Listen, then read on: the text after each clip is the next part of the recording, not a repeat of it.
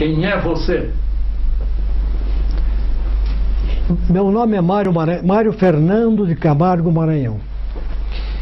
Sou curitibano, com muita honra. Aqui nasci, na antiga maternidade Vitor do Amaral. Minha mãe era professora, Avani Loyola de Camargo Maranhão. Meu pai, militar, Mário Maranhão. E aqui nessa cidade me criei, fiz os meus estudos, começando o curso primário no antigo Grupo Escolar Barão do Rio Branco, que hoje virou colégio. O secundário no antigo Liceu Rio Branco, do saudoso Aníbal Borges Carneiro, hoje virou Colégio Estadual Rio Branco. Terminei meu curso secundário na escola americana, quer dizer, o Colégio Belmiro César, e consegui já no primeiro ano ingressar na Faculdade de Medicina através do vestibular e me formei médico, me graduei aqui em Curitiba. Posteriormente, eu fiz a minha formação profissional em São Paulo, no Hospital das Clínicas da Universidade de São Paulo, na fase pré-INCOR, na segunda clínica médica do professor Luiz Decour, onde conheci também o professor Zerbini, Adib Jatene. De lá recebi um convite e fui para Paris, no Hospital Boucicaut da Universidade de Paris. Alguém diria que seria a Universidade de Sorbonne. E na realidade continuei a minha formação profissional com estágios em Filadélfia, no Hahnemann Medical College and Hospital, e posteriormente no Cedars-Sinai Medical Center em Beverly Hills, Califórnia. Foi essa a minha formação profissional. Não esquecer que durante essa trajetória casei, tive meus filhos, Maria Fernanda, que hoje é antropóloga no Museu Paranaense, Mário Sérgio, que trabalha em comércio exterior, Márcio Luiz, que trabalha na Secretaria Municipal de Saúde, e no segundo casamento com Carmen Maranhão, o filho Leonardo, que hoje está na Alemanha fazendo mestrado em finanças e se formou em economia na Universidade Federal. Na realidade, nenhum dos filhos quis seguir a carreira do pai, talvez porque achassem que essa carreira exigia muito sacrifício, e realmente exigiu e exige até hoje, porque a medicina, na realidade, além de ser uma profissão, é uma arte e exige uma dedicação exclusiva. Você tem que estar atualizado para poder competir hoje num mercado totalmente ativo e globalizado. Ainda como acadêmico, tive várias incursões pela área da imprensa, do jornalismo, do rádio. Em 1956, quando era calouro de medicina, primeiro ano, eu, convidado pelo João Feder e o Gomar Rocha Braga, de saudosa memória, integrei uma equipe esportiva da Rádio Guaracá. Eu era foca, repórter, plantão esportivo, todo domingo de castigo. E também iniciei uma atividade paralela na Tribuna do Paraná, criando uma feira literária, porque eu sempre gostei muito de literatura, de ler e escrever. Isso me ajudou bastante na minha vida profissional. Mas a grande escola da vida, para mim, fora da medicina, foi o meu período de 1957 a 1961, no extinto Diário do Paraná, jornal da Sociedade da Família Paranaense, que realmente foi uma escola de grandes mestres da imprensa, pessoas assim que eu até hoje convivo e respeito muito. Para citar alguns, Luiz Geraldo Maza, Ayrton Batista, Derbal Forte Júnior, Luiz Fernando Ribas, e alguns que deixaram também a imprensa, como Silvio Bach, René Dotti. Na época o René fazia teatro e se tornaram pessoas assim de grande expressão nas suas profissões. Mas a medicina estava realmente digamos assim, na minha vocação, e eu exercia essas tarefas assim, alternando com atividades acadêmicas e plantões no Hospital Nossa Senhora das Graças, no tempo que a clínica médica era dirigida por uma profissional como Lisandro Santos Lima, que foi um exemplo e até hoje é um modelo para os clínicos. Infelizmente existem hoje muito poucos em atividade. Mas foi a cardiologia que despertou a minha paixão,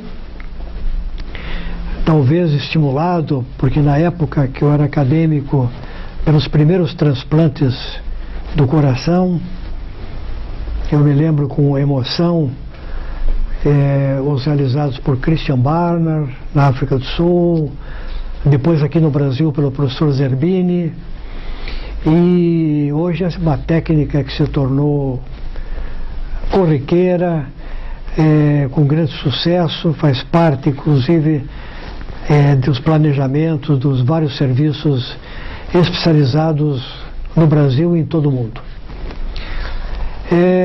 Na vida profissional, a vida acadêmica inicialmente, eu comecei ainda no 6º ano de medicina com a inauguração, não a inauguração oficial, mas a real de funcionamento do Hospital de Clínicas.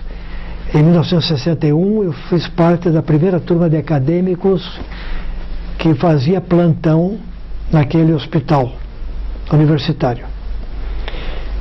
E eu me lembro assim de fatos jocosos, por exemplo, que quando a gente estava no plantão, a gente olhava no relógio 14 horas e ficava esperando por uma leva de pacientes que vinham do interior.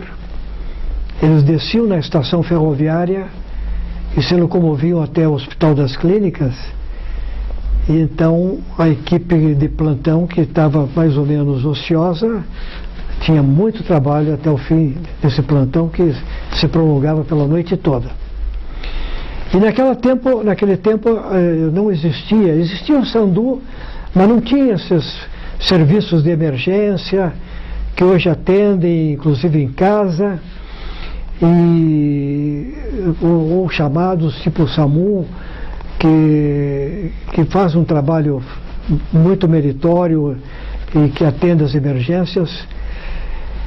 Naquele tempo a Rádio Patrulha encontrava às vezes indigentes ou até pessoas embriagadas ou inconscientes na rua, e eles não tinham nem o trabalho de bater na porta do hospital, eles deixavam na porta do hospital, e a gente tinha que adivinhar os diagnósticos, porque as pessoas estavam ou inconscientes ou embriagadas e a gente não podia contar com as queixas do paciente.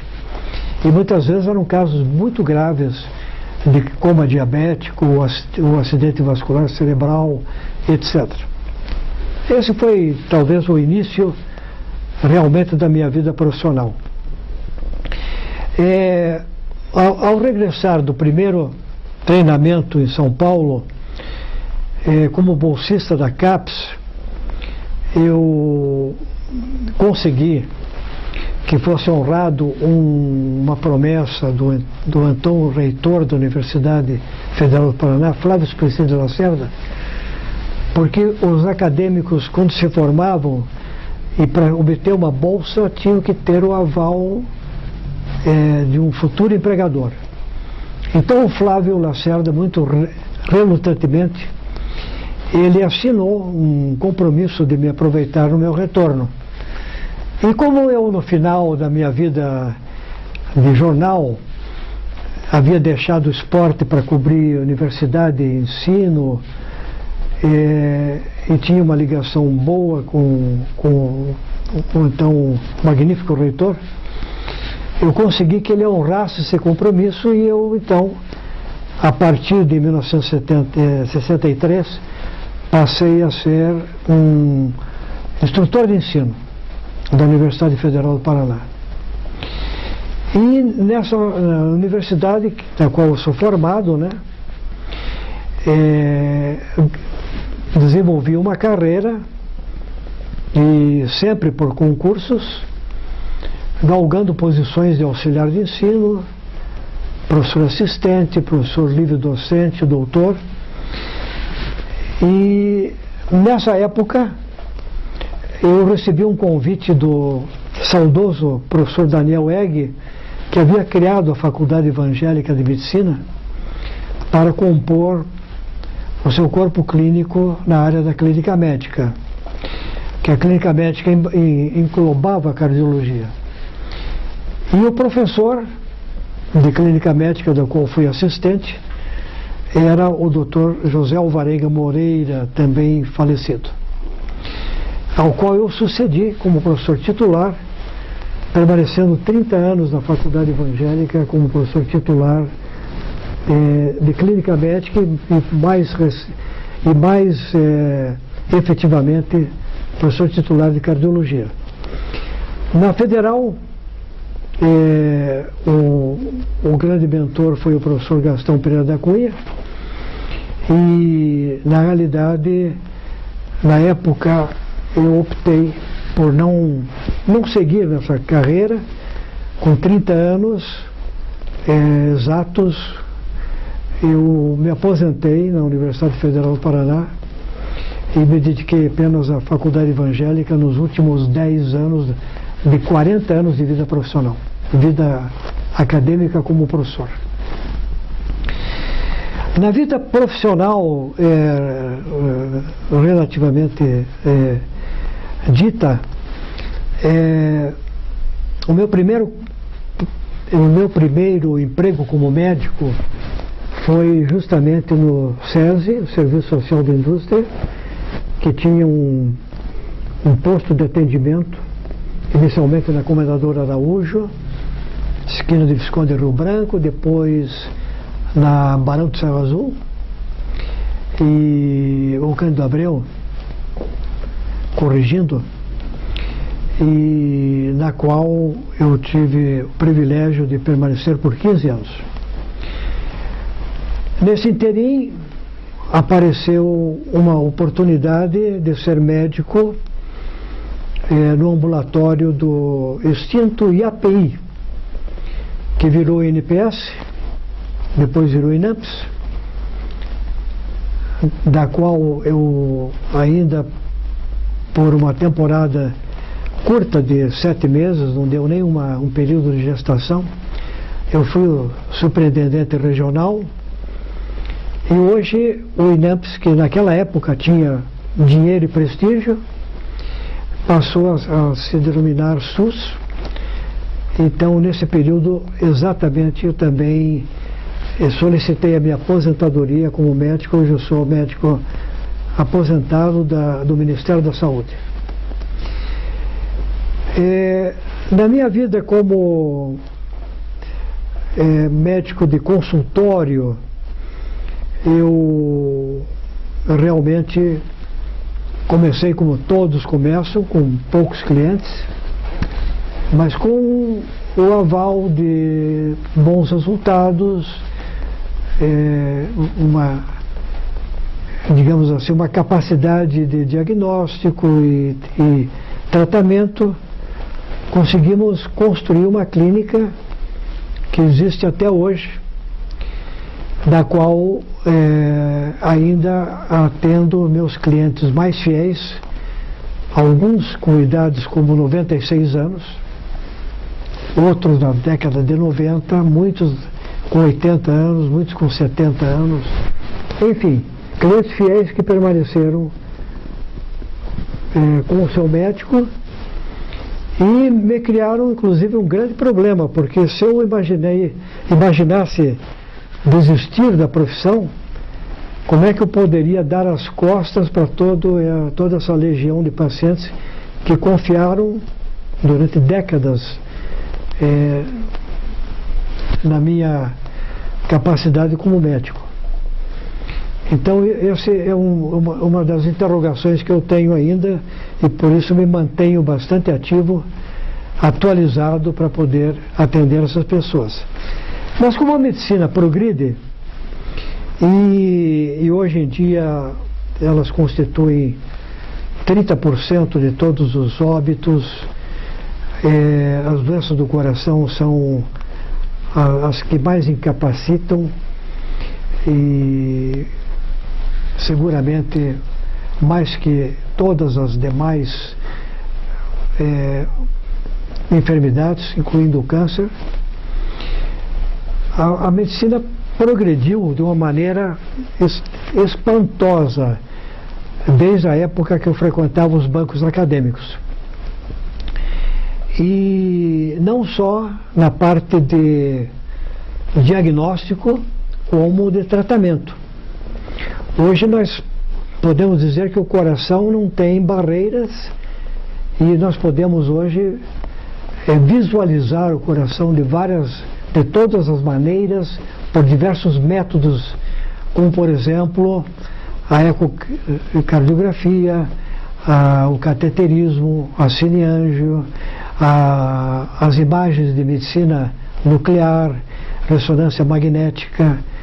Hoje não existe nenhuma dificuldade em você analisar toda aquela anatomia que a gente conhecia dos bancos acadêmicos. Isso contribuindo também não só para o aperfeiçoamento do diagnóstico, como também o tratamento, que hoje implica em avanços importantes como da cirurgia cardíaca, a cirurgia de revascularização miocárdica, como também o cateterismo, a angioplastia, que você pode desobstruir artérias importantes do coração, e não só do coração, de vasos carotídeos, até de vasos cerebrais, renais, periféricos. Hoje tudo é possível a partir desse método de diagnóstico e tratamento. Como também nós temos a possibilidade de intervir no coração de crianças e lactantes, como também no ventre materno. Hoje existem cirurgias corretivas de defeitos congênitos que se fazem intraútero, coisa que parecia inadmissível até um passado recente. Então a medicina realmente evoluiu bastante, o progresso nesta área da cardiologia, o crescimento foi excepcional. Trabalhei em emergência médica, como já havia mencionado, nos plantões do Hospital das Clínicas. Depois passei a trabalhar em hospitais aqui de Curitiba, começando, por exemplo, com o Hospital Santa Cruz, ainda na Rua do Rosário, onde inauguramos com alguns colegas que estão ainda por aí, alguns deles estão ativos como Sanito Rocha, Muriel Lopes, Joênio Oliveira, o falecido Paulo Franco de Oliveira, começamos a primeira unidade de tratamento intensivo coronário no Hospital de Santa Cruz. Quando o Hospital Santa Cruz da Rua do Rosário fechou as portas para uma venda que não foi muito bem explicada na época para a Previdência Social, nós nos mudamos, levando os monitores praticamente nas costas, para o Hospital Nacional do Pilar, no primeiro estágio. Passamos por uma clínica que não existe hoje, chamada Clisama, e o Hospital Santa Cruz reabriu em 1974. A nossa criação da unidade de terapia intensiva foi em 71. Em 74 o Hospital Santa Cruz reabriu e eu tive o privilégio de montar uma nova unidade coronária de tratamento intensivo naquele hospital. Como professor de cardiologia da Faculdade Evangélica, eu cuidava também dos laudos da eletrocardiografia e dirigia a parte clínica do hospital, ao lado da parte didática, e também montamos uma unidade coronária naquele hospital. Na época, tínhamos colegas como, por exemplo, Danton Rochalores, que foi pioneiro da cirurgia cardíaca aqui no Paraná, e que era o chefe da cirurgia, e de comum acordo organizamos essa UTI coronária, que perdura até hoje, naturalmente, porque é uma dos serviços mais importantes que existem dentro de um hospital, mas do qual já me desincumbia há vários anos. Ainda dentro do esquema de diagnóstico das doenças cardíacas, consegui trazer as primeiras bicicletas ergométricas para Curitiba, colocando inicialmente uma no Hospital de Clínicas e uma no Hospital Santa Cruz. Essas bicicletas que hoje praticamente estão substituídas pelas esteiras ergométricas e que hoje fazem parte de serviços de reabilitação cardiovascular. Também na parte de diagnóstico, fomos os primeiros a trazer aparelhos de Holter, ou seja, de eletrocardiografia dinâmica, com gravações de 24 horas, para o diagnóstico de arritmias cardíacas, situações de isquemia miocárdica, o transinfarto do miocárdio, e hoje é um método também auxiliar valioso. Então podemos dizer que contribuímos para o progresso da cardiologia em nosso estado. E mais tarde me incorporei, a convite do Dr. Constantino Constantini, ao hospital que ele criou na Água Verde, que hoje tem 20 anos. E nesse hospital fui o seu primeiro diretor clínico, depois diretor internacional, tendo colaborado bastante na área de pesquisa, na área da cardiologia. Então foram contribuições que foram sendo somadas ao longo do tempo. E naturalmente me deram uma experiência cada vez maior, porque é somente trabalhando e atuando que você realmente fica um especialista da área, na acepção da palavra.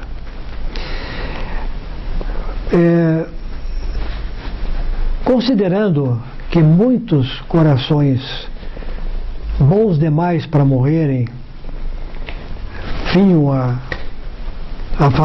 os pacientes vinham a falecer, apesar dos nossos esforços, conhecimentos e sobretudo toda a tecnologia de alta, digamos assim, alta tecnologia, me interessou muito o aspecto da prevenção das doenças cardiovasculares.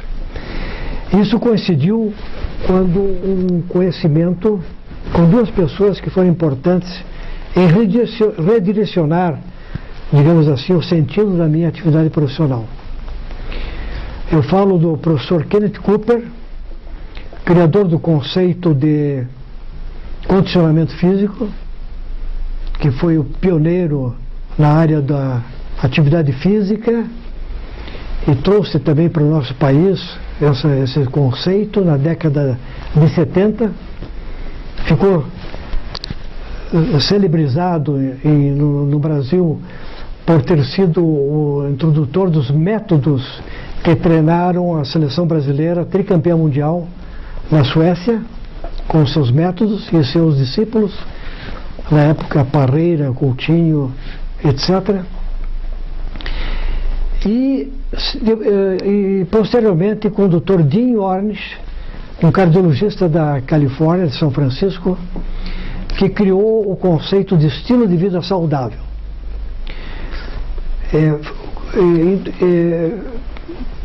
Um estilo de vida que pudesse prevenir as doenças do coração antes que elas acontecessem, que fosse eficazes no controle dos fatores de risco que levam ao acidente vascular cerebral ou infarto do miocárdio.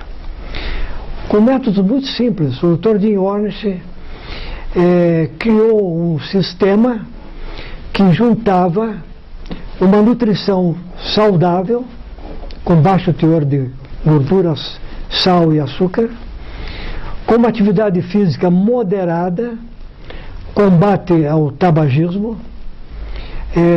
atenção aos controles de fatores de risco, mas sobretudo também controle do estresse com técnicas orientais, como, por exemplo, yoga, meditação, relaxamento, alongamento, tai chi, etc.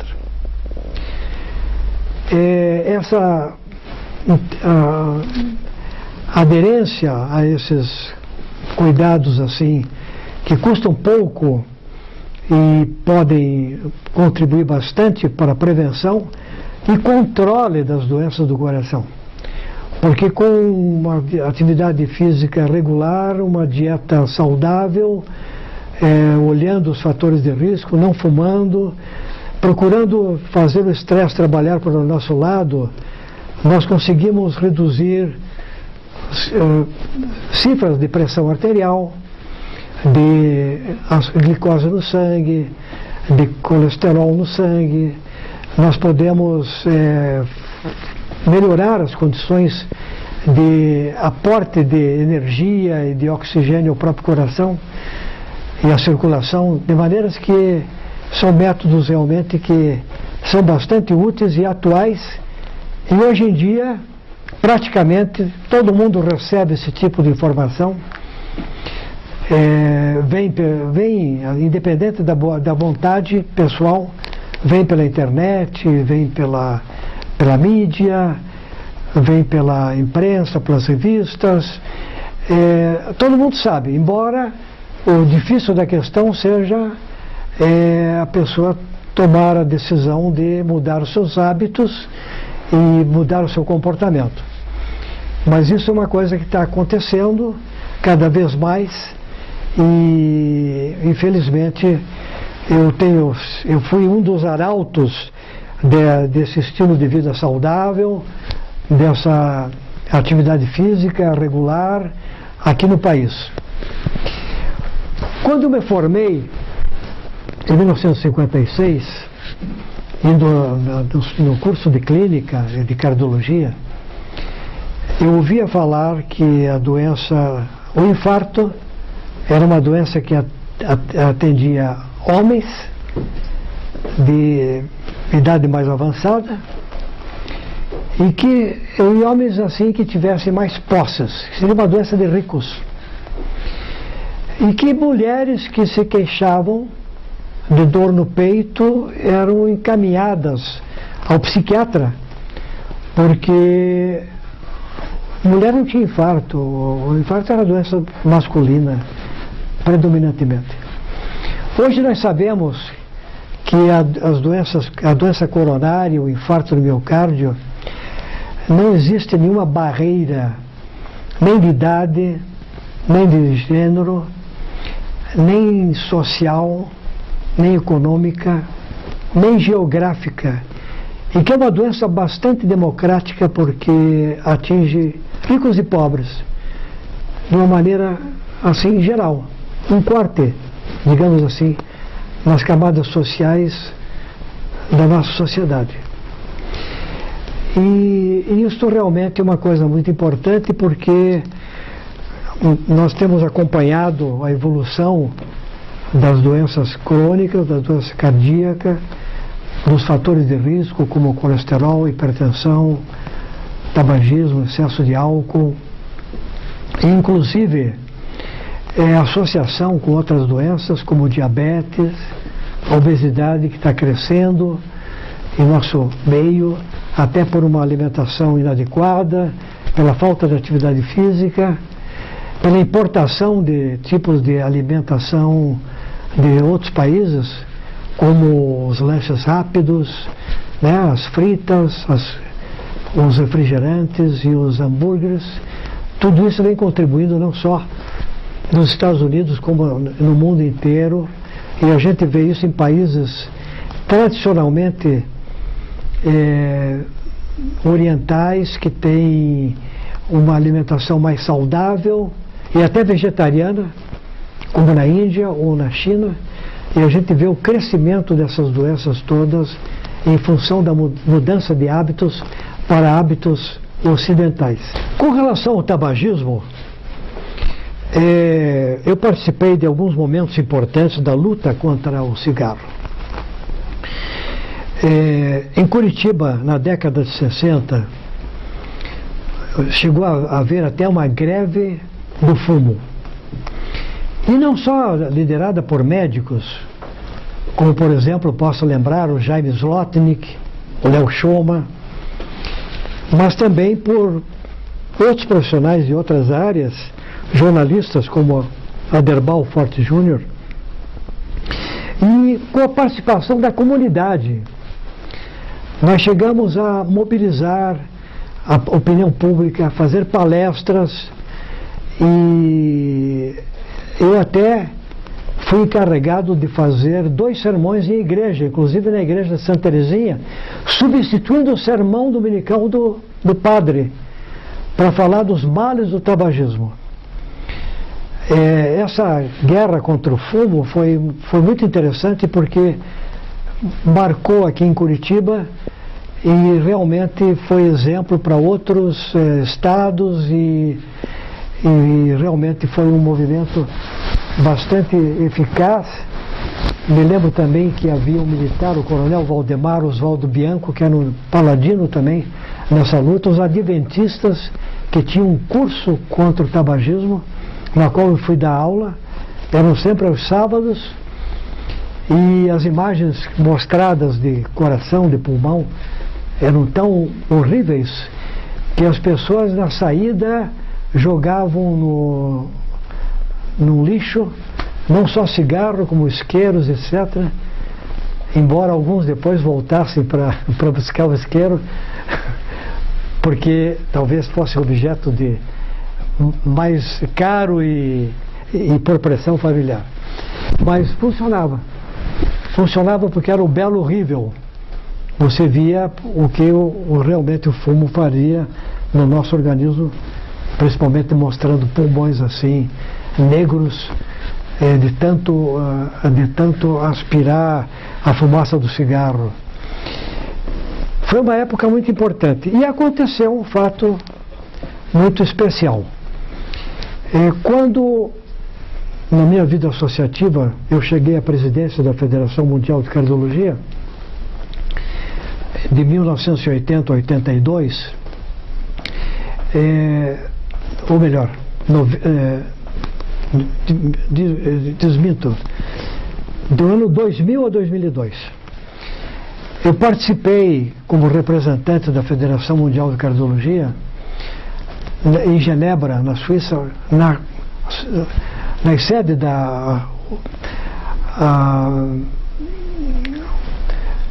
Organização Mundial da Saúde, OMS, da Conferência Magna para Controle do Tabagismo. E aquilo parecia uma utopia. Durante 2 anos, discussões prolongadas, que pareciam estéreis, contra a indústria poderosa do cigarro. Não é que nós conseguimos grandes vitórias, fazer com que o fumante ficasse fora dos ambientes de trabalho ou de lazer, só podendo fumar em casa ou na rua. Não é que medidas restritivas para a comercialização do fumo, inibindo a propaganda do cigarro na Fórmula 1, quando havia escuderias, por exemplo, a escuderia Marlboro, e jogando as propagandas de cigarro inicialmente para o horário mais noturno e depois eliminando-as por completo do rádio, da televisão, de maneiras que foi uma grande vitória da Organização Mundial de Saúde. Todos os ministérios da saúde, o Brasil foi um dos primeiros a adotar essa lei antifumo, e realmente hoje a gente vê que até em cidades dos Estados Unidos, como Nova York e Los Angeles, na Califórnia, obrigam o fumante até a não exercer esse ato em praças e jardins. De maneiras que hoje existe uma legislação muito forte que é obedecida, de que as pessoas não precisam respirar ares poluídos em lugar nenhum. Se bem que agora, acabei de voltar semana passada da China, foi a minha 10ª viagem àquele país. Fui convidado para professor visitante do Hospital Universitário da Universidade de Xangai, chamada Tongji, lá na versão chinesa, e verifiquei que, apesar de tudo, ainda existe uma camada muito grande da população masculina na China. 70% dos homens ainda fumam. Só que também já não podem mais fumar em ambientes públicos e de trabalho, o que já é uma grande vitória. E as mulheres, que no mundo ocidental vieram a ser companheiras do homem até no tabagismo e no infarto, porque hoje as doenças coronárias atingem as mulheres numa proporção praticamente, não igual, mas quase igual. Na China, elas são muito poucas as que fumam, mas são muitas as que são fumantes passivas, porque convivem com famílias, com pais, irmãos, maridos que fumam dentro do seu ambiente do lar. Então, o tabagismo passivo ainda é um grande problema em algumas culturas, inclusive na cultura chinesa, mas eu acredito que ainda também muita gente aqui no Brasil, muito fumante, fuma em casa, não respeita nem filhos, nem as esposas, e o tabagismo passivo ainda contribui como um fator de risco secundário importante. Mas falando que eu cheguei a presidir a Federação Mundial de Cardiologia, eu tive uma sequência natural. Primeiro, eu fui um dos médicos que ajudaram a fundar a Sociedade Paranaense de Cardiologia. E me tornei o 3º presidente dessa entidade. Os primeiros foram Paulo Franco de Oliveira, Gastão Pereira da Cunha, que eu fui o 3º, de uma série hoje muito grande. E dali me coube organizar o Congresso Brasileiro de Cardiologia em Curitiba em 1981. Quando então, no Parque Barigui, improvisado, nós não tínhamos nenhum auditório, anfiteatro, ou alguma área de eventos capaz de receber um evento desse tipo. tivemos que improvisar no Barigui, que era uma área de exposição, salão de exposição, criamos anfiteatros, auditórios e com proteção acústica. Fomos obrigados a ampliar aquela área na parte posterior do Parque Barigui, para poder então ter o Congresso Brasileiro de Cardiologia. E nesse congresso fui eleito para presidir a Sociedade Brasileira de Cardiologia. Também por 2 anos. O meu mandato foi de 82 a 83. E em seguida ingressamos numa atividade internacional, primeiro como uma comissão internacional da SBC. Captamos o Congresso Interamericano de Cardiologia, que foi realizado no Rio de Janeiro em 1989, ainda nas instalações do Hotel Nacional e do Intercontinental. Nesse congresso fomos eleitos presidentes da Sociedade Interamericana de Cardiologia, e durante o meu mandato dessa última entidade conseguimos captar o Congresso Mundial de Cardiologia, que foi realizado no Rio de Janeiro, no Rio Centro, em 1998. Um grande sucesso, não só científico, como financeiro. Foi considerado um case do Rio Centro, do Rio Convention Bureau, da Varig, que foi a companhia transportadora na época. E nesse congresso também fui eleito para presidir a Federação Mundial de Cardiologia. De maneiras que na área profissional especializada atingi todos os níveis, sempre com muito trabalho, com muita dedicação, porque nada vem por acaso, e estava disposto a pagar o preço, paguei, muita gente não estaria. E aproveitando todo esse envolvimento internacional, conseguimos também expandir as fronteiras da cardiologia brasileira, levando grupos de cardiologistas do Brasil a não só participar de eventos internacionais nos Estados Unidos, na Europa, ou de qualquer área que fosse, na Ásia, como também que participassem como palestrantes desses eventos, e eventos assim com algumas das entidades acadêmicas e privadas mais importantes dos Estados Unidos, como a Cleveland Clinic e a Mayo Clinic. Então contribuímos para a internacionalização da cardiologia brasileira.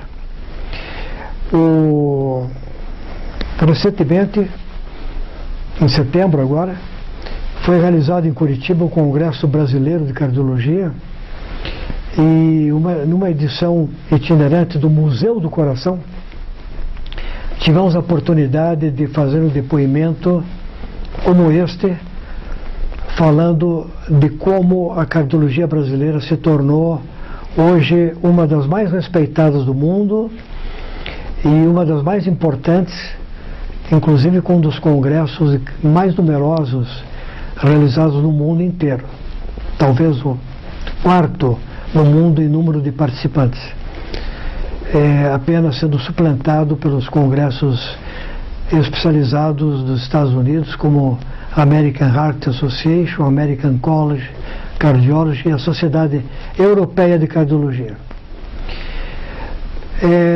Ainda falando da nossa atividade, muita coisa aconteceu durante todo esse tempo.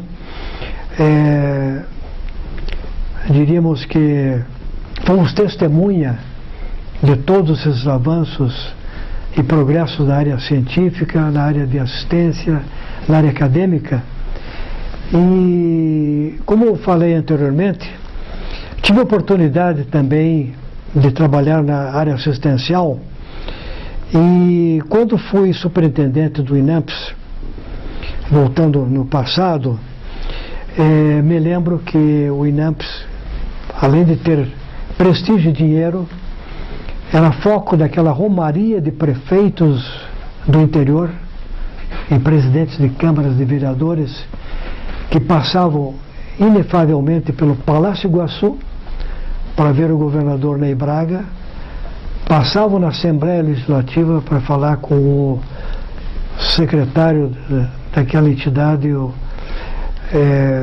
e também passavam no INAPS.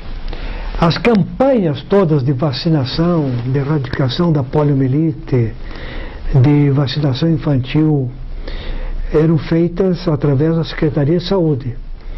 Mas como essa Secretaria de Saúde sempre tinha minguado os recursos, quem acabava financiando toda a logística das vacinas era o INAPS. Só que o INAPS não tinha o ônus, mas não tinha o bônus. Porque toda a propaganda dirigida era uma atividade do Ministério da Saúde e da Secretaria de Saúde.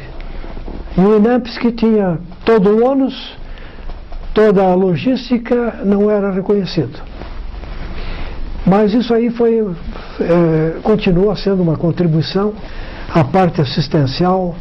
Eu diria que a universalização da assistência médica foi uma conquista, embora a gente hoje tenha muitas dificuldades nesse campo, ao visto como os hospitais públicos e universitários estão sobrecarregados, mesmo sem recursos suficientes para atender toda a demanda que a assistência médica exige, porque sem dúvida alguma essa é uma das obrigações do Estado ou dos seus representantes, e nós temos assim todo um elenco de dificuldades para poder cumprir minimamente essa função.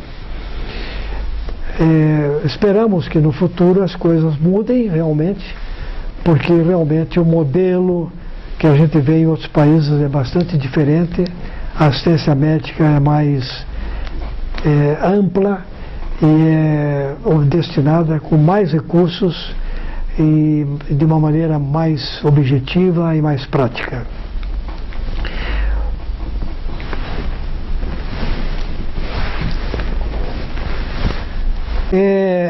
Não posso me esquecer também da atividade assistencial, social, a minha presença no Rotary Club, organização que reúne profissionais de todas as áreas, em que servir é mais importante do que se servir dessas entidades. Ajudei e fui o primeiro presidente a fundar o Rotary Club de Curitiba-Batel em 1976. Fui também o primeiro presidente eleito e permaneci nessa entidade por 20 anos, da qual me afastei apenas por causa das minhas constantes afastamentos aqui da cidade. No Rotary você não tem como, ou você participa ou você recupera. E como eu estava viajando para lugares assim, muito distantes, para atividades bastante conflitivas, de reuniões e eventos internacionais, eu acabei não podendo cumprir com essa tarefa, então eu me afastei do Rotary. Mas nessa época, no primeiro ano do nosso Rotary Curitiba-Batel, nós ganhamos um troféu que foi justamente pelo atendimento odontológico ao pequeno cotolengo. Na época criamos e doamos um ambulatório odontológico e alguns dos nossos membros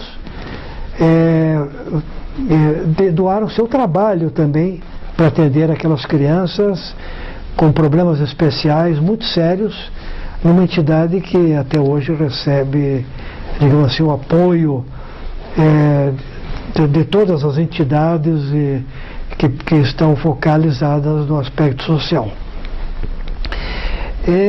Curitiba foi sempre uma cidade considerada de qualidade de vida, e realmente em Curitiba aconteceram muitas coisas importantes. Além da guerra contra o fumo, a oportunidade que as pessoas têm de praticar atividade física nas praças, parques e nas ruas de Curitiba, pela facilidade, até pela oferta de locais adequados, até de equipamento. Eu, por exemplo, sou um frequentador do Parque Barigui, mas não é o único em Curitiba que tem essa capacidade de receber as pessoas que têm interesse pelo estilo de vida saudável, pela atividade física, pela vida ativa e ao ar livre. Então, Curitiba realmente é uma cidade que se caracteriza por ser uma cidade destinada ao cidadão. E a gente não pode deixar de mencionar todo o trabalho feito pelo ex-prefeito Jaime Lerner, que foi um homem que lançou vários projetos que jogaram Curitiba na mídia internacional até hoje. O modelo de transporte de massa aqui de Curitiba é copiado em vários lugares do mundo, e de conservação de energia, idem. Eu vi agora recentemente na China o mesmo tipo de receptores de lixo orgânico ou não orgânico, e da mesma maneira que a gente vê aqui em Curitiba. E o tipo de transporte, esse transporte eu vi em várias cidades, o transporte através de vias expressas, eu vi em várias cidades da América Latina.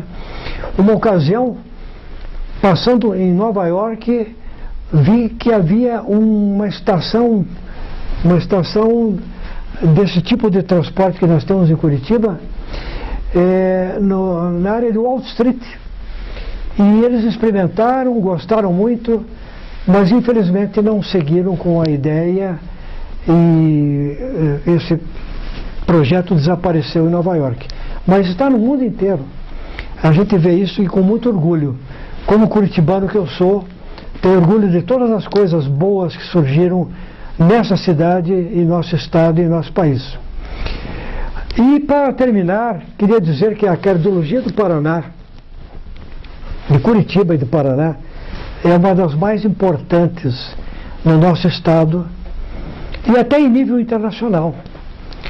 Nós tivemos, por exemplo, momentos em que um cirurgião cardiovascular de Curitiba, Randas Vilela Batista, foi reconhecido no mundo inteiro durante 5 anos como o mais importante cirurgião cardiovascular do mundo, com uma técnica que ele realizou aqui em Campina Grande, no Hospital Angelina Caron, e que era justamente de voltar a dar ao coração a sua forma geométrica natural, triangular, eliminando aquela dilatação do coração e de áreas que já tinham sido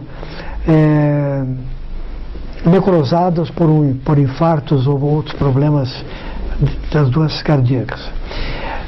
Temos vários centros em Curitiba de excelência na área do diagnóstico e tratamento. Eu mencionei o Dr. Constantini, pioneiro da angioplastia na América Latina. Eu fui um clínico que eu acompanhei em 1977, quando ele fez a primeira angioplastia coronária no Brasil. Em 1979, quando ele fez a primeira desobstrução de infarto agudo do miocárdio por catéter, ambos esses procedimentos da Santa Casa de Curitiba, que na época era o hospital onde ele trabalhava. Mas nós temos outros profissionais de alta expressão, gabarito. Mencionei o pioneiro dos transplantes, Danton Rocha Loures, infelizmente já prematuramente falecido.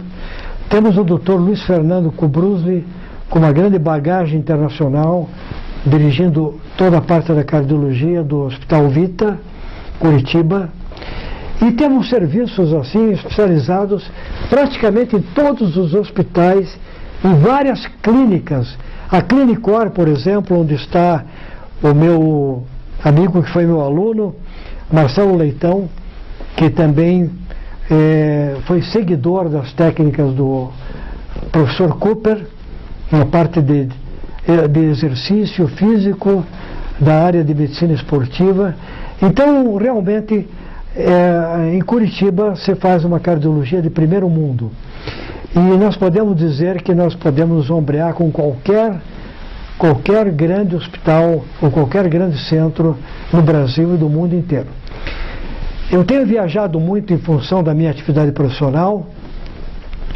Posso dizer que alguns colegas me chamam de Marco Polo da cardiologia, porque eu já estive 10 vezes na China, um número igual no Japão, muitas vezes na Índia, Indonésia, estive nas Filipinas, em Singapura, na Tailândia, na Malásia, em Taiwan, sempre em atividade profissional, como palestrante, levando cursos também, como na China, não só nas grandes cidades, como no interior da China, numa das minhas primeiras missões lá, em cidades que você não tinha, a não ser pelo tradutor que ele acompanhava, possibilidade de se comunicar com pessoa nenhuma, porque ninguém falava outro idioma a não ser o chinês, mandarim, que era o norte da China. E onde você não encontrava café, por exemplo. Eu, na época de médico, estudante médico, eu era movido a café. E durante muito tempo tomei muito café. Eu hoje não recomendo tomar tanto café, mas o café também é bom para a saúde. Nós sabemos que o café pode ser bom até para o coração, para a saúde de um modo geral, desde que sem excesso. Da mesma maneira que o álcool, por exemplo, o vinho, onde tem uma substância chamada resveratrol, que também é bastante benéfica para o coração, os nossos vasos, e está na casca da uva preta, por exemplo. Mas voltando ao café, eu estava numa fase assim que eu tomava muito café e, de repente, não encontrei café, né? Só chá verde, que aliás é um dos segredos da longevidade chinesa, né? Beber várias xícaras de chá verde é muito bom para você chegar a uma idade mais avançada com saúde e qualidade de vida. Mas a falta do café me causou uma abstinência. Eu tive, além de muita sonolência, é claro, havia uma diferença de fuso horário de umas 11 horas, muita dor de cabeça.